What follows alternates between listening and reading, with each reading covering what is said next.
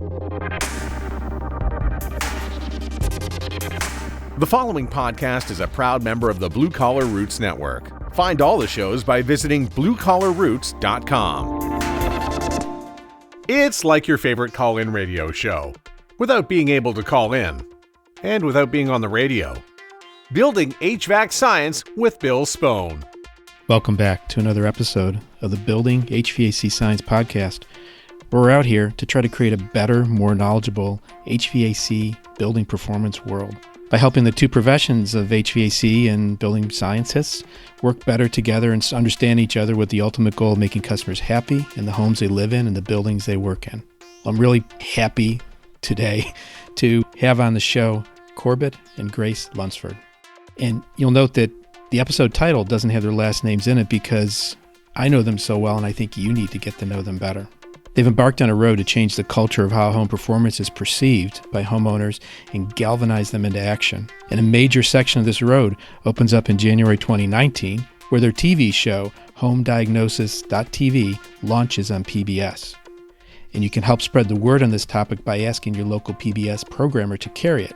You can learn more about it. We'll be talking about some links in this episode. But if you go to homediagnosis.tv, you can learn a lot more about it. I'd like you to listen in as we gain insight into how their technical minds work in a musical fashion and how melody, harmony, and timing are analogous to the relationships between materials and systems in the home and the sequencing and consequences of the decisions made in choosing, using, and installing these systems. This is a really rich episode. I'm really so happy we got to do it. So please listen closely. I'm definitely going to have them back on the podcast again. So tune in as we listen to Grace and Corbett talk about their lives in the world of home performance. Grace and Corbett, how are you doing? We're good. We're so Thank awesome. you. Thanks for having us on, Bill. Always nice to talk with you. Same here. Give us a quick catch up on where you are. What's happening right now? Right this week in your lives. Well, right now we're talking to you from our 200 square foot tiny lab. It's the highest performance tiny house on wheels in the world, which we are not tiny house people. We wanted to demonstrate building science to normal people. So we went on a national tour and now we ended the tour in Atlanta. We bought some land that we are sitting in right now about a year ago and got pregnant at the same time with our second daughter. So we took a little bit of a personal break before beginning construction on our next home, which the foundation is getting ready to be poured. Tomorrow, we've got 2 trees coming down. And we're looking out the window right now at a big, muddy, flat space where all of that stuff is going to happen. And a giant gas pipe that still needs to be cut. Yeah, and like you and us are kind of keeping track with each other on our new home builds. We're both building high performance homes that are not prescriptively home performance. They're like perfect for each of our families, right? So you and Marilyn need a certain thing. We need a certain thing. We have young kids now. So we're trying to like show off what you can do with a 3,000 square foot house that's different. And it's massively different than a 200 square foot home. Well, and also it's not on wheels. All this foundation stuff is really very infuriating. The foundations keep you grounded, huh? Yeah. I know that wasn't a real big ha-ha. So I guess I know. I'd rather not have a foundation, actually. Can we just skip to the next step? Sure. For the people that don't know who listen to this podcast, give us some background. Each of you sort of a real quick snapshot of kind of your lives that led up to this point. And let's start with Grace.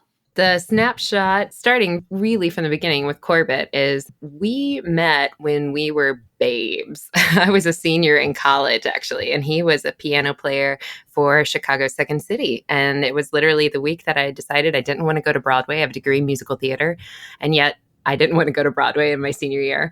And I thought Chicago might be a great way. And that night, lo and behold, a troupe from Chicago was performing at my college. And we met and we wrote letters for about 4 months, totally fell in love. And come September, following my graduation, I broke a theater contract and moved up to Chicago to be with him. And shortly after that, we got married. At which point I was a professional musician. We were both artists and super poor. Like, you can't make much money as an artist. So we decided to start a company when I was 28, became a HERS rater, studied up for the BPI exams on my own because there weren't any BPI trainers in Illinois at that time. And luckily I was actually doing really well as an actress, as a union actress. And so from some of that funding, I was able to send Corbett around the country to go and study with the home performance professionals in the nation. And as he kept coming back, he was like, oh, I just wish more people knew this and knew that. And I had started picking up a camera for my own career. And so I said, well, let's just put you in front of the camera and you can start sharing this information with other people. And also, we're starting a company and nobody knows what we do. Right. So the YouTube channel, which is called Home Performance, started really small. The whole point of it was to be our advertising and marketing and education arm. Mm-hmm.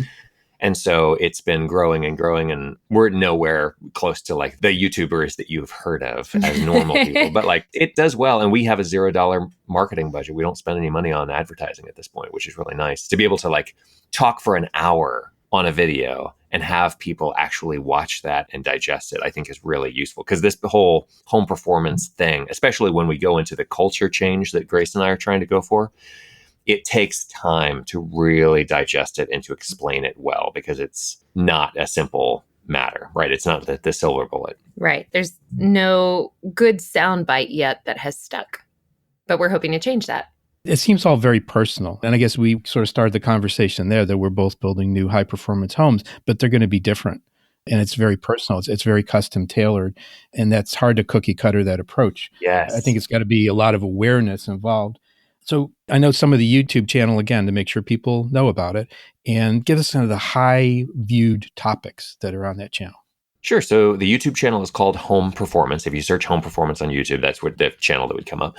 It's half for consumers and half for professionals. So there's a lot of technical stuff. Like if you have a copy of our book, Home Performance Diagnostics, which is a compendium of all of the tests that you would want to do in a home, a lot of them are shown in detail and demonstrated for free on the YouTube channel, because our point is that high performance building cannot exist unless you test. The testing is what differentiates high performance homes or performance tuned homes from non-performance tuned homes, people who have no idea what their performance is. And the testing is the entire thing. So having somebody like a Bill Spohn who has his name on patents of test instruments, like we need more people who take building test tools that are easy to use and effective really seriously. And we need people to like meet those people and say, oh, I've always wanted to find out what my this or that is, and have people like you say, well, you know, there's a tool for that. Like this is what it is. And it's not that expensive nowadays because everything is getting cheaper and cheaper. Oh, and it all integrates with your phone. Yeah, that's been a dramatic thing, watching just the materials get cheaper. And back to some of the highly viewed videos. Of course, the cheapest stuff is our highly viewed videos. Oh, man. It actually, for a number of years, right now, our best video that's doing well is the infrared camera comparison. Yes. Which I think you guys carry most of the things that were in that video, right? So, yep. But that's after just that, eclipse. the static pressure testing video is doing gangbusters. That's great. And those are eclipsing, thank God, my window plastic and door weather stripping with peel and stick weather stripping. Those two videos are like have been our most popular videos. And they're one of the first videos we ever made. Dumb. We look like babies in it. And that's the lamest stuff that you could possibly do or talk about in home performance. So it really upset me that that's how we were. Although I do have to say, this is a little bit of a YouTube nerd out moment, but one of the greatest compliments is when somebody else does a faux of your video as like a funny compliment. Like and there are these two girls down in, I think, like New Orleans, who totally redid our weather stripping video in comedy style. And I loved it. That's funny. You know, you've made it then, right? Right. Proof is possible. Let's talk a little bit about that, because you just talked about high performance can't exist unless you test, unless you prove it. Give me some of the underlying concepts or proof is possible and talk about that. I mean, that rolls off my tongue, but you guys spent a lot of time developing that. And where did that go? Where did that lead? Sure. So the idea of proof, of making all of home performance about a tent pole of control. And a tent pole, in case you're not familiar with that word, means just like a concept that a bunch of different types of people, a bunch of different types of business interactions and opportunities can kind of center around. Yeah, the really easy example in Hollywood would be like Marvel is a tent pole for a ton of movies. Yeah, so the idea over the past 4 decades that energy efficiency is a tent pole is dead wrong. If it was, we would be light years ahead of where we are now. It does not work, in our opinion. And so trying to steer the conversation instead towards control, because Grace and I have clients who have indoor pools. They have indoor basketball courts. They have 2 giant wine cellars. cellars. That's okay. This is America. You are allowed to do whatever you want. If you want to have a 10,000, 20,000 square foot house, frankly, those are our best clients. So those are people who can really write a check that helps sustain my business, helps me make more YouTube videos, etc. So the idea that we should have everybody have a 1,500 square foot house that is passive house certified, that doesn't stretch outside of these boundaries of very rigid energy use is not where we need to be going, in our opinion. So the idea was originally to just get people to think about what's going on in your house. Like, my wine cellar doesn't work the way that I want it to. Great. That's a home performance problem. And let's tune it. And the other side of that literal coin that keeps us in business is now we can actually create real energy efficiency, because these people were going to be wasting so unless you come in and you control the systems. So the idea was to take the idea of where I come from with music. You think of 2 things most of the time. Most of music that you're looking at on a sheet of paper is a 2-dimensional grid. There is a vertical grid and a horizontal grid. The horizontal grid is melody. That's sequence of things that happen, right? So one note leads to another. And then there's also harmony, which is the relationship of notes out of time. And those 2 things are relationships and consequence, what building science is basically. So we still just do music in people's homes. And it's just kind of trying to figure out how to tune that so that it's not out of tune for whatever it is that individual people want. And that's your whole point of saying it's personal, saying we should make everything Energy Star, we should make everything LEED certified, we should make everything passive house is not the way to go, because everybody's different. Everybody has different goals. Bill Spone doesn't have a 2-year-old in his house. Corbett and Grace do. This other guy lives single by himself with 5 big dogs. This woman has environmental sensitivities and she wants to have her 3 cats, but not be able to smell their litter box. All that stuff is totally possible if you just try and tune it. So that's where the proof is possible, that kind of catchphrase that we came up with took us. And then we turned that into a national tour. When we built the Tiny Lab, we took it on a US tour of 34 cities. We spent 20 cities with a week in each of them. And we kind of gave, you met us in Cincinnati, which was awesome to see you and have dinner with you. Yes. We were just talking about that last night. We were like, oh, that was a good convo. It's good pizza too.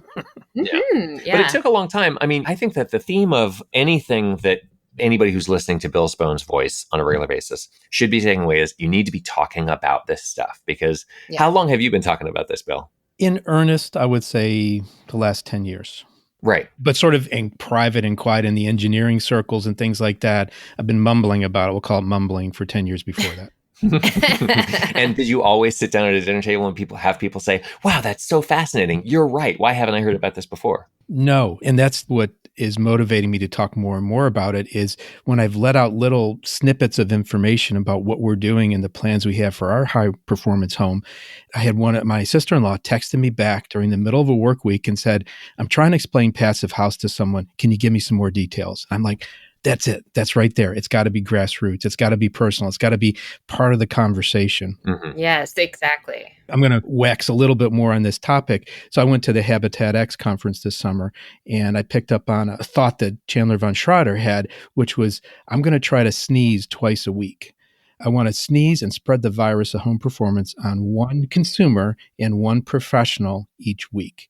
If I start doing that and it starts to spread, then we can start this viral thing and get it to a tipping point. It doesn't need to come down on us. I think it needs to come up from us. Yes. That's agreed. not as disgusting as comparing it to like a venereal disease, but it's still pretty gross. Well, you got lots of children sneezing around your house and things like that. So. Are you kidding me? Yes. Yeah. Now that we've got our little girls in a Mother's Morning Out program, it's like, oh, this is why people get sick. Yes. But yeah, we totally agree. I mean, that's why the Proof is Possible tour was a grassroots effort. That's why we made a crowd fund to get behind it. That's why we didn't just take corporate sponsorship and go, I mean, I won't name them, but there are some corporations out there who have also built tiny houses and tried to go do national tours. And they might even call it something that's a lot similar to the Proof is Possible tour. And it just doesn't work quite as well because it's not a little tiny family who actually lives in the house with 2 cats, going and talking in person and showing, like, exposing themselves. And being hosted by home companies. I think that was a big thing too. Having these home really companies, it gave more investment in the community grassroots approach. Let me ask you this. You guys are totally into it. Do you just react and do it, or do you plot and plan? How do these things come about? I'm very curious how these things progress. Have you ever even thought about it that way? Yeah. Yeah. So Corbett, prior to this, not only was he a musician, but I mean, literally the night that I saw him in Second City, there were some scripted pieces, but he improvised throughout the piece. And he would follow the actors and help them do whatever more funny or more sad, etc. And so he's got this really strong improvisation background. And then I, as a creative as well, and I also was a choreographer for many years. So I think I kind of had more of a producerial, directorial mindset. So when we get these like kernels of ideas, we can shift pretty quickly and I think make things happen. But I think also it's really part of talking about it so much is getting your niche, what it is that you do. So when I go out and do speaking gigs, and like, for example, I'll be at the Builders Show in Las Vegas presenting for Fantech. And what I am there to do is not talk about building science or talk about home performance. What I talk about is testing. Like, that's my specific thing that everything can come down to. So when we're sitting here and like having breakfast and my daughter says, this yogurt is bad, I could turn that into a video if I could figure out how to test how the yogurt is doing. Like, test it when it's good, test it when it's bad, and then test along the continuum, right? So the idea is to like figure out what your message is, and then lots and lots of ideas come up. So the good news is nobody's talking about this in general in the mainstream media, which is why the Home Diagnosis television show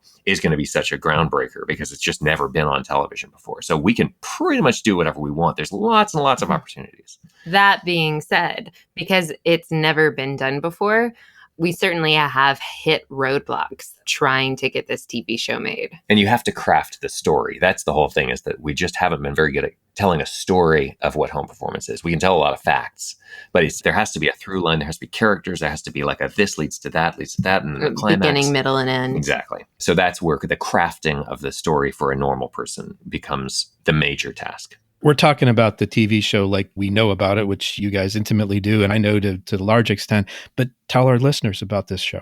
Sure. So coming out in January, and do please, you guys, Google what is my local public television station, and go ahead and email their program of services and say, hey, when will Home Diagnosis be aired in my market? I want to see Home Diagnosis TV. And we are going out with NITA, and they are our distributor. It's not really important. The whole public television thing is very, very difficult and bureaucratic. It's very complicated. So all you need to know is it's going to be on public television stations starting in January around the country. It will air at different times. Saturday afternoon is a very common time for a do-it-yourself or a home-based show. Yeah. So it's designed to be This Old House meets CSI. So we'll probably be partnered around that kind of viewing hour. Yeah. So it's the first season is 6 episodes. They're half an hour a piece. Next season will be 13 episodes. It'll be over twice as many. And that's because we're able to raise money before we start shooting. What we did was got the Proof is Possible tour on the map. And then we said, hey, who wants to shoot a TV show? All we need is this tiny bit of money to be able to like hire a babysitter and hire 1 camera person or 2 camera people.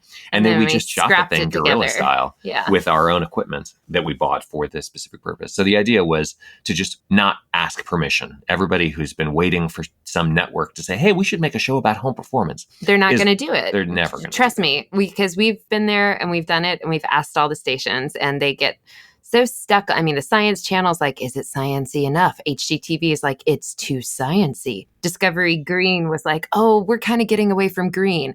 So we just decided to go ahead and make it. Get it out there on PBS, and we're really proud of it. And I'm really excited to see how season 2 is going to come together. And I'd like to give a plug because Bill Spone and True Tech Tools was the first sponsor who came on board. So you guys were the just reminiscing about that last night. Thank you. You were actually the first person who also took my podcast, my Building Performance podcast, seriously. I'd had other guests, but I'd never had anybody be like, ooh, I love your podcast. Can we do an interview sometime? I was like, oh my gosh, that's amazing. Normally I have to beg for this.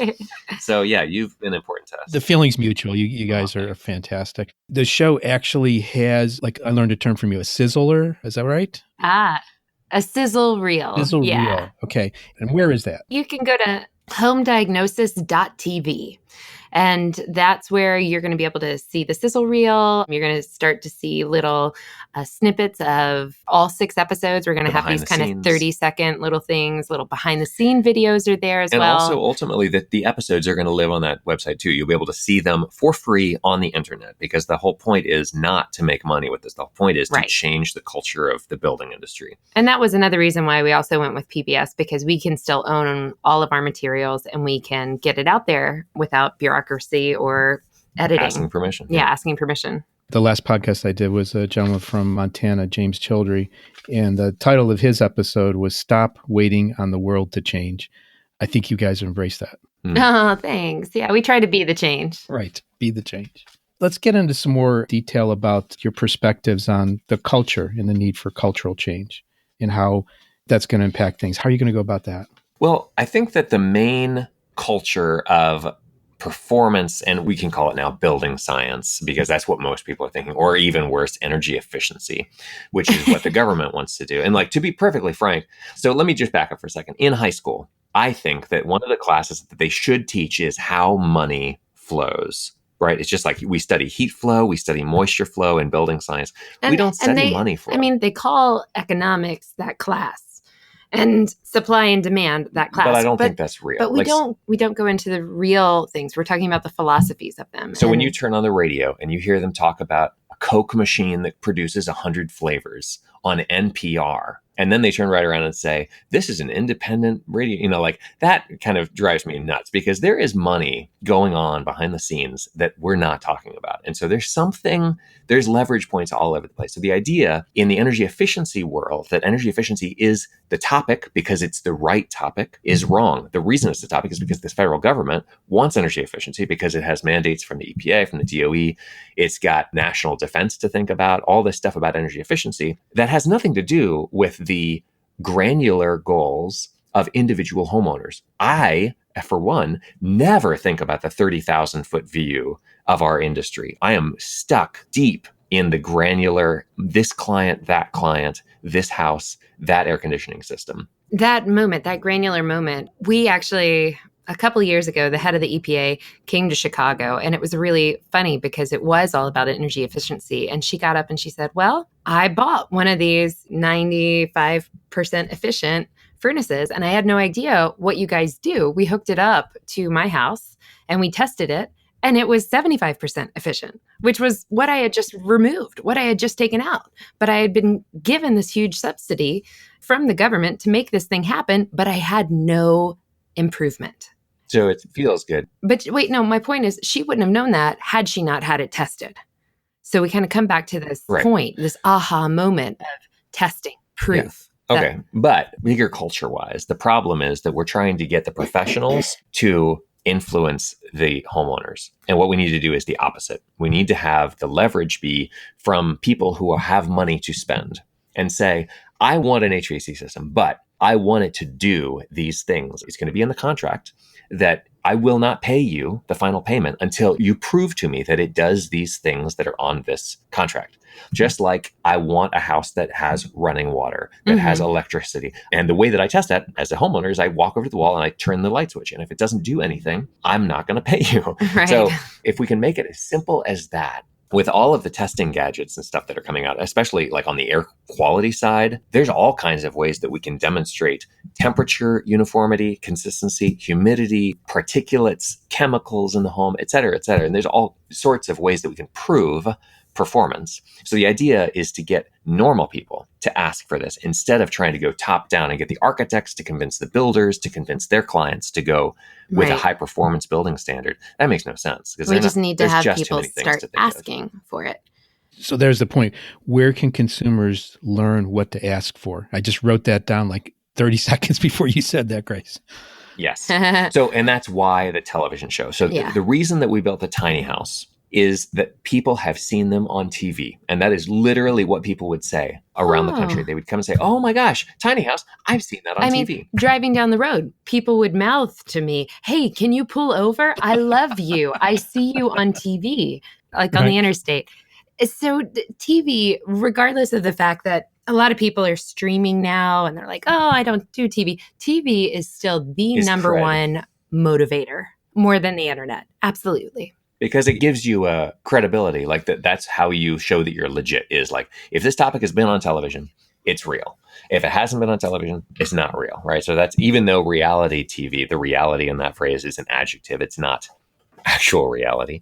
The idea is that we just need to have it in the conversation. Just like you said, it needs to be part of the sneezing twice a week. And the idea here is that we can have every single home performance professional do what Chandler wants and influence 2 people a week. Or we could have some people who are not afraid to fail at making a television show go ahead and do that. And we will be hopefully infiltrating as many homes as possible across the country, and have those people then start conversations with those contractors, asking some interesting questions to get the conversation started, so that it just reverses the direction of the flow of money that we think will be a very healthy thing. Because right now, what happens is we get the weatherization assistance programs. They train people up. They do a great job. They put them into these programs where they pay very little profit margin, but huge volumes. And these companies do not translate what they have learned from the WAP programs into private market practice. And in fact, they might actually get so good at the weatherization work that they now only do weatherization work and they never work in the private market anymore. Yeah. And that's the worst situation possible, because we need people in the private market. We've seen lots and lots of contractors do that. Yeah. I mean, literally, you were at a think tank where you were the only person who raised their hand who still works in the private market. Only in the private market. Yeah. Yes. Yeah. Right. And actually, why don't we bring that around to the topic of home chem? Explain to us what home chem is and your involvement in home chem. Actually, do you mind if I just put in one more other thing? Sure. Actually, I just want to go back real quick on that TV thing, because there's one other demographic note that we're not really talking about, which is the woman. And our YouTube channel, the demographics has definitely been male driven. About 85%. The home performance industry, definitely male driven. You go to any of those conferences and it's probably 85% male. But who is typically the number one instigator in home improvements? In the private market. In the private market. Mm-hmm. The woman. Yes. And it starts with something as simple as like, oh, you know what? I hate these kitchen cabinets that we bought in this normal house. And I want to redo the kitchen. I want to make it mine, right? Well, and as we do it, let's go ahead and make sure that this room is warmer. And that's when like these opportunities for improvement can happen.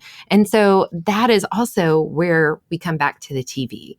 And that helps us open the door to the female market. So home chem, this is something that is really important, and it's really new.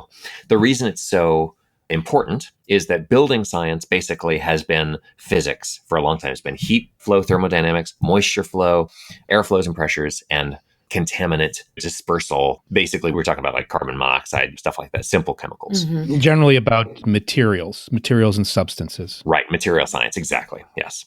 And so the chemistry side of it has been almost completely unknown. And it turns out that it's really important, not only because we're talking about air quality control as a thing. Like, not everybody should have the same air quality. Somebody who's a bachelor, who's 20 years old, who is doing a lot of other things to try and kill their bodies, doesn't need the same air quality as somebody who has an environmental sensitivity, right?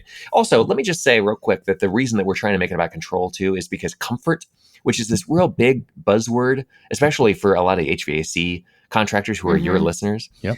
That all the manufacturers are like, ooh, comfort, you're a comfort professional, you're a comfort consultant, blah, blah, blah. If you sit down with a married couple who spend almost all their time together and you ask them what the ideal temperature is, they will always give you a different number. So comfort is not what it's about, because you're not going to make both of them more comfortable. And for example, you ready? 1, 2, 3. 74 degrees. Right. So the idea that we're all about comfort is like, that's not what it is. It's control, so that it can be whatever temperature she wants it to be. And then, so anyway, back to home chem. Home chem is an acronym. It stands for House Observations of Microbial and Environmental Chemistry. What they did was the Sloan Foundation, which funds a lot of public research and education in science specifically. They are spending $50 million and 10 years really digging into what is happening with the molecules and the particles inside buildings, and especially inside homes, because it turns out that the average life expectancy, this is from Dr. Richard Corsi, by the way, he's a total hero as far as we're concerned, 79 years, average life expectancy. 70 years of those 79, how much time you spend indoors, inside buildings and inside vehicles. 50 of those 79 years you spend in your home whatever that is, an apartment building, a house, etc. Yeah. And so if we can control the pollution inside homes, that will actually do more for human health than all the outdoor pollution that we've been worrying about for the last several decades. And the EPA has all kinds of policies around this. If we were to make one policy on pollution that would change people's lives for the better 100% immediately, it would be every single home must have a kitchen range hood that vents outside and is in use. That would be the thing. If you're like selling a home, it must have a kitchen hood that it vents to outside. Cooking is actually one of the greatest polluters in the home. Yeah. Like on the level of radon removal, the EPA levels on radon exposure, 4 picocuries per liter, that kind of thing. Yes. I'm going to give you a real quick anecdote about holiday cooking. I made some homemade pizza dough and homemade sauce for a pre-Thanksgiving event with my family. And I noticed for a few days afterwards, I had this upper respiratory thing that was going on. And I'm thinking I didn't really get exposed to anything weird. I didn't really get sick, but I felt weird in my upper respiratory nasal, even though I ran a kitchen range hood, but the oven was on a lot. I know there were particulates flying all around during that process. So it sort of sensitized my brain to what's happening with my body and the activities that I'm conducting. Rant aside. And this again is why proof is so important, because like what you describe is what we have been experiencing. Like I said, we live in 200 square feet. So when one of us gets sick, we got 2 little girls. We've all had this cough for like the last several months. And even though I know for a fact that my house is probably the highest performance house in all of Georgia, it's got a ventilation system that runs 24 hours a day that's filtered. We've got positive pressurization in one part of the house, negative pressurization in another part of the house, et cetera, et cetera. We know what the airtightness is. I still suspect my house when we get these coughs. I'm like, ooh, is it my house? So your psychology, once you know that there are particles and there are chemicals being formed in your house and that those might be influencing your health, it's really hard to not to be suspicious. Yeah, to not be suspicious of every single thing that happens. That's why, again, the testing becomes so important, because if I didn't have the test data, then I would think, well, it might be this or it might be that. And being a mother of 2 little children now and knowing how much time the babes spend inside in their formative years, I can't help but wonder about how indoor air quality has affected our children over the last 20 years when we have seen significant increases in certain stuff like ADHD and endocrine disruptor spectrum, things, autism spectrum, autoimmune disease has just like been on the rise. And coming into this home camp, frankly, we definitely had wool over our eyes. And one of the first things when we were talking with the Sloan Foundation, they said, oh, you're going out to San Francisco for a wedding. One of the leading chemists in this field is there. And she is at Berkeley. You guys should sit down with her. And we've got this YouTube channel. So we were like, great. That's actually one of the really great things about YouTube channels is you can be like, hey, can we sit down and talk with you, Mr. Amazing, Mrs. Woman of the Year? So her name is Arlene Bloom. She's a biophysical chemist. She kind of laid out for us the 6 classes approach to chemical control inside of homes. And the idea is that chemicals are everywhere. Everything is made of chemicals. You and I, this microphone we're talking into, et cetera. Chemicals are not bad, but some chemicals are not as good for you as other chemicals are, right? And some of them actually will try to kill you, like arsenic and lead and things like that. And even though our government has tried to put in these protections and gotten lead out of the water, gotten lead out of paint, there have sometimes been regrettable substitutes incorporated instead of the definitely known mutagen. They take a slightly unknown mutagen and put it in. And it's just, there's no testing, back to testing, right? So the idea is that our life has just become too complex. You have too many products in your home for any research institution to simulate what is going on inside of your home with all of these different molecules meeting each other, making babies that are new chemicals that weren't there to begin with, right? So we need to kind of develop more principles, more underlying fundamental chemistry understandings of building science in order to move forward, because otherwise it's just too complicated. It's like trying to talk about air leakage when the size and shape of holes is infinitely variable. Luckily, we build houses out of the same stuff all the time. So we know kind of where the holes are going to be, kind of what they're going to look like, kind of how big they're going to be. But in the same breath, we're changing the materials. The materials that a home is being built with today are not the same materials that 10 years, 20 years, 30 years. And yet we've got these like father-son generation of builders. who feel like, oh yeah, I can do it just the way my dad did it. He did it for 30 years this way. Why would I not do it this way? Well, it's not the same materials. So if you want one image that gives you what home chem is, there is this chemical process called redox, reduction oxidation. It is what, when you are sitting at a fire and you're looking at the flame, that's what is happening to make that flame is redox, right?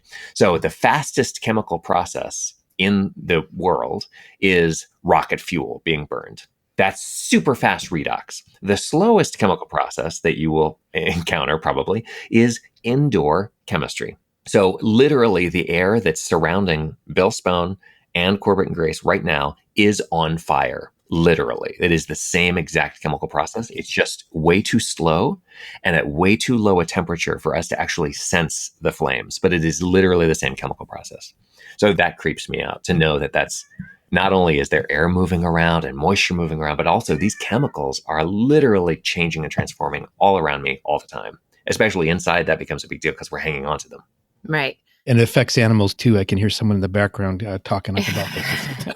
And that's cool. Yeah, right. Yes. Yeah, our two cats, and they spend a lot of time closer to the ground, which is where a lot of this stuff happens. The phthalates are happening, and also the carpeting. And we actually don't have much carpeting, but we do have two like lambskin rugs that I take out and beat on a weekly. I should be doing it on a weekly basis because those things really do collect a lot of this chemistry.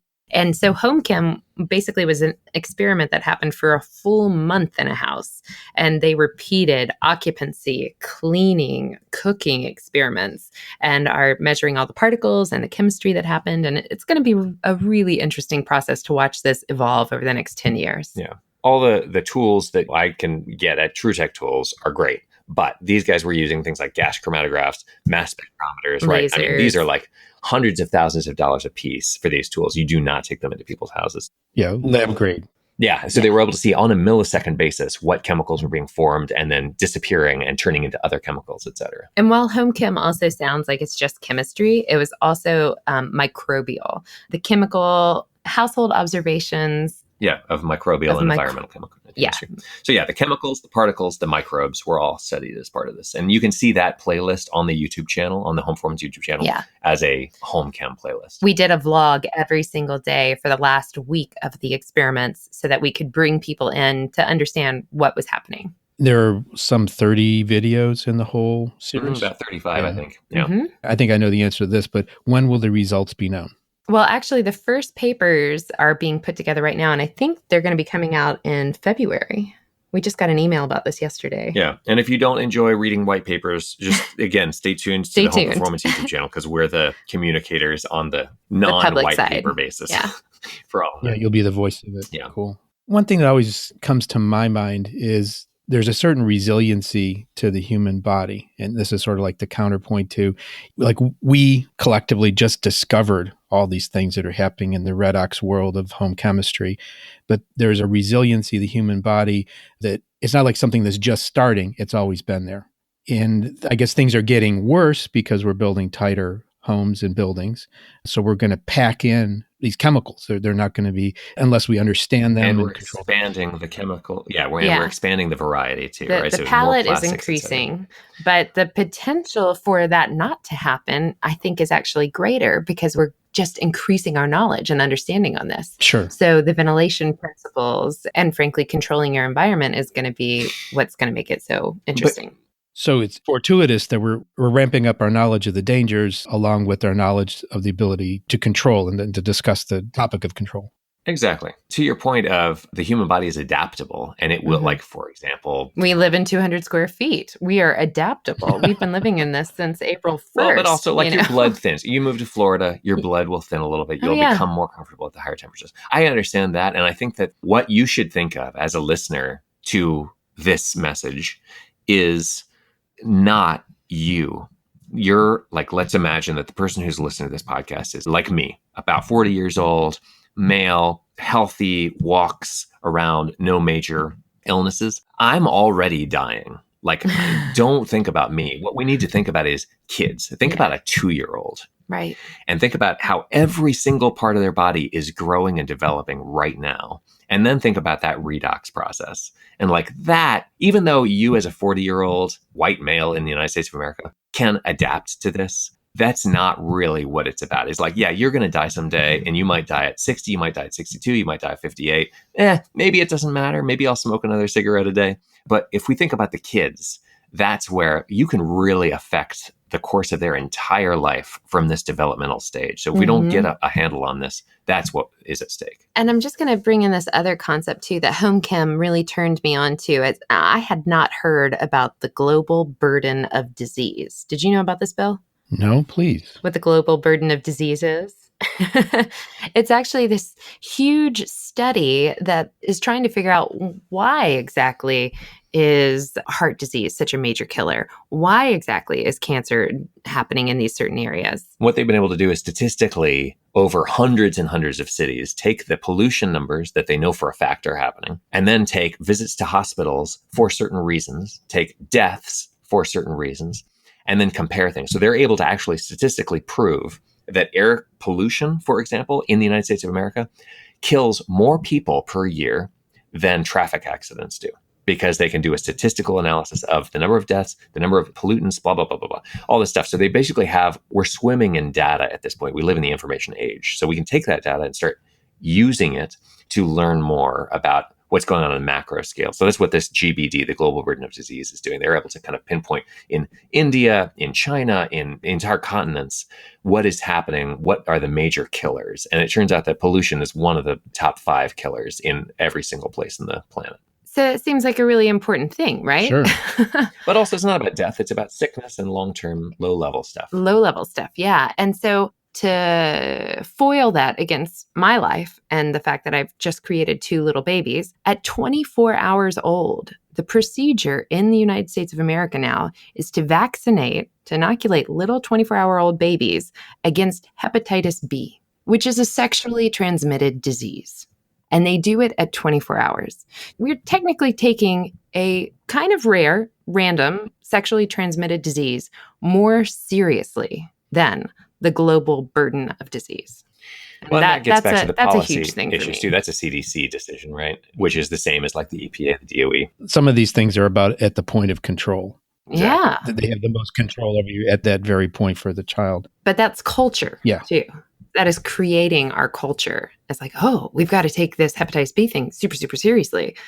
Well, can we start taking these other things that actually are more destructive more seriously too? So you're in the process of building a new home, the 2 of you, a new house, a new residence. It sounds like home chem could have had an influence on what you're doing in the design. You want to talk about so much?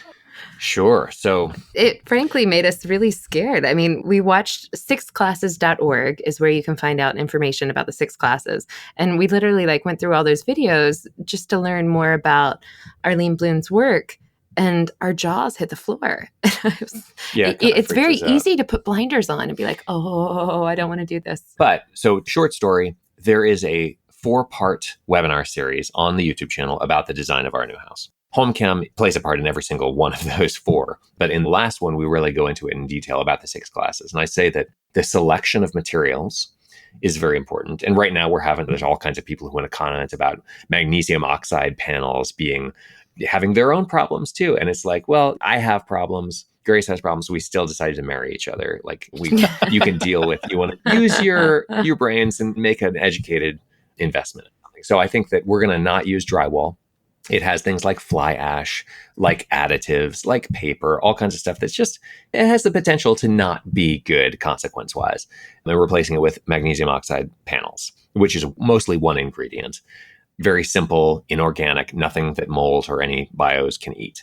Clay-based paint. We have this product partner called BioShield, which makes this paint that actually rips ozone apart. Ozone being the biggest driver of indoor chemistry for the most part. It starts a lot of this snowball effect. The chain reactions. Other things like dehumidification. We have a dehumidification system that is dedicated. It is not we're not depending on our HVAC system to do the drying, where we have an actual drying machine. And the reason we chose that is because we live in Atlanta, Georgia. Yeah, but also keeping it dry is a major. So there's 3 things that are really important. Don't bring bad stuff into your house. That goes into the material selection, the paint selection, etc. Soft surfaces, hard surfaces, things like that. Those are the decisions that you need to be making. Keep it dry, right? So there's your dedicated dehumidification system. And we have 2 houses inside the one house. You'll have to see the videos to understand what that means. Bill gets it. So we have to have two systems for that. And then also ventilate. And the ventilation is a big deal. We have a video that we made specifically about going into, it's about 20 minutes, and it goes into kind of 5 different types of ventilation that you could use and showing how it works. But all that stuff just needs to be taken super seriously. Because if you think that just because a house is built in the 21st century that it has these things, you are dead wrong. Like, that is not being taken. And even if the house has an ERV, did anybody test it? And I guarantee you almost 99% of the time, no one has actually tested the thing. I've tested fans that are running backwards. Yeah. That's how serious this can be, right? I mean, like, multiple times. That didn't happen one time in my career. It's happened a number of times. Anyway, this stuff is just, you gotta know for a fact. And that's what the testing is about. That's why the tools become such a big part of our conversation. We've covered a really broad topic area. It seems like you folks are always learning new things. So I think I need to have you back to the podcast to talk more. Thank you. That would be fun. And that's also, I think we have to shed this knowledge. We've come into this place so that our YouTube channel is great for that, but really getting together with you and just digesting is always helpful. Right. I think having the conversation, I think it coalesces new ideas. It's kind of like the redox of the brain. Having a conversation, you get these new chemicals, these new ideas that burst forth. How about from each of you separately, one takeaway for the listeners? What's the takeaway concept, thought? I'd say start small and just learn, keep learning. And the first step to doing that is admitting that you don't know everything, which is really hard for a lot of professionals because they were trained by their dad, who was trained by their dad, or whatever. It's hard to admit that you don't know everything and that you might need to know more. So I think that's the first thing, is just learn something every day and then talk about it, incorporate it, make a part of your life, of the way that you think about homes, your home, your clients' homes, et cetera, and then move forward from there. So it's sort of like the guy in the Dos Equis commercial, stay curious, my friends. Be that guy. Be the change. Be curious. I think my takeaway would be make it a game. Your home, it should be a game. Like, that's where the metrics are. That's what makes it fun too. I mean, I drive a big dually truck, okay? And my little brother left his Hyundai Elantra recently at our house for like 2 weeks. And so I got to use it to go hop over to my sister's house. And I was like, whoa, I'm getting 32 miles per gallon on the highway. That's awesome. And I don't really care about it, but apparently I do, because I then told my sister, I told my mom, I told my dad. I was like, look at me, I'm getting 37 miles per gallon. And it's a game. It's a game. It's something that you can just start to know about and play with. And that would be, I think, the takeaway for me, is start to bring that into your home. Like, what's the SEER? You could get super sciencey, or just like, what's the air change in your home? What's the static pressure? Yeah, what's the static pressure? What's the particulate levels? What's your filtration level? These are concepts about human nature, the two that you brought up there, interestingly. You guys are very human people too. Well, thanks. That is something that I've been thinking about lately, is that we have family members who are looking for their dream job. And I keep insisting that there is no such thing as a dream job. Like, Grace and I run the first TV show on this topic. We have our own company. We own our own tiny house on wheels that's high performance, blah, blah, blah. I would not call this my dream job. Like, this is about making the world a better place. Yeah. And home performance is a great way to do that. So that's where we are right now. But I think that, like, if you told us at 21 when we met that this was what we were going to be doing when we were getting close to 40, I'm not sure we would have thought that would lined up with our dreams at the current moment. Being a better human is what it's all about. So whether you're doing air conditioning or heating or building houses or helping people at hospitals, I think that it's just trying to do better. And this is one very simple way to do it. Yeah. Creative contribution. Yep. I want to wrap up right now if I can, and definitely get you back, because you're going to have more to say. I know it. I feel it in my bones. Awesome. You still doing podcasts on your channel? Do you still have some things going on there? No, it's on a sabbatical. It's never been sponsored. It's never been a real big growth thing for us. We have about 2,000 listeners around the world, but frankly, the YouTube channel is just so much bigger right now. The video thing is just for what we talk about, it's so necessary to see what it is. Right. That's the medium, right, for you. Okay. Yeah. I want to give you a chance to leave a point of contact or a point of where people can visualize and see what you're doing. Yeah, just restate the YouTube channel, any points of contact, whatever. Great. So yeah, people can find us at buildingperformanceworkshop.com. That's the center hub that's going to lead you to everything. The TV rabbit show, hole. the YouTube channel. The YouTube channel, again, is Home Performance. Our And the TV show is Home Diagnosis, and it's coming out in January 2019, in case you happen to be listening to this in another time from today. And that show will go on into additional seasons, but stations will be able to play our first season for 3 years. Wow. So yeah, if you're listening to this in 2021, call up your PBS station and say, hey, where's Home Diagnosis? Yep. And we're going to be working hard to get it shown internationally too. Oh, fantastic. Wow. So on that point, is anyone else doing this, what you're doing? No. Not I mean, that I'd we say really that, know of. you'd see the topic on one episode of This Old House. They'll do like a high performance blah, blah, blah, or like more insulation. Or or you'll see Holmes get really angry and he's got an infrared camera in his hand, but you have no idea what he's going to do. So there isn't another series that is dedicated entirely to exploring the diagnostics and the testing protocols and stuff like that. There's tons of remodeling shows. In season 2, we will actually see the test in to the test out, which we're excited about. Interesting. And the remodeling, I think you stated earlier, that's the opportune time, especially with the woman driving the decision in the household. Absolutely. To do this kind of work or to explore what you can do here. So keep that in mind. Yeah. I like to say an old dog can learn new tricks. There is no house out there that can't go through Home Performance. Fantastic. It's been a real pleasure having you on the podcast today. I want to thank you, and I'm glad we made this happen finally. Thanks, Bill. Awesome. Thanks so much, Bill. All right. Take care, guys.